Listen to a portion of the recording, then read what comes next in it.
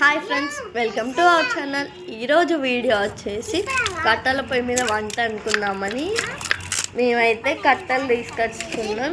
First అయితే కట్టెలు చిన్న వేసి పొయ్యిలను అయితే పెట్టాలి.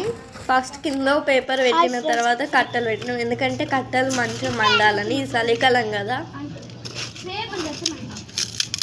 కట్టెల పొయ్యి మీద వండుకొని తింటేనైతే చాలా రుచిగా ఉంటుంది. అందుకే ఒకసారి ట్రై చేసుకుందాం. నెక్స్ట్ కట్టెలన్నీ పెట్టిన తర్వాత కూడా ఒక పేపర్ పెట్టాలి. కట్టెలు అంటుకోనికైతే చాలా టైం పడుతుంది పేపర్ పెట్టకుంటే. అందుకే ఇక్కడనైతే బియ్యం కడుగుతున్నాం. మేము చిన్న వండుకుంటున్నాం, చిన్న పిల్లలం అందరం కలిసి వంట చేసుకుంటున్నాం. అందుకే కొన్నే బియ్యం పెడుతున్నాం.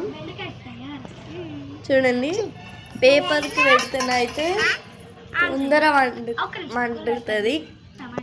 కట్టెలు మండాలంటే పేపర్కి పెట్టుకుంటేనే మండుతుంది తొందరగా, లేకుంటే కవర్ అయినా పెట్టుకోవచ్చు. ఇక్కడనైతే పెట్టుతాం. నెక్స్ట్ అయితే నేను ఆడికి బియ్యం కోసం ఒక గంజు పెట్టిన.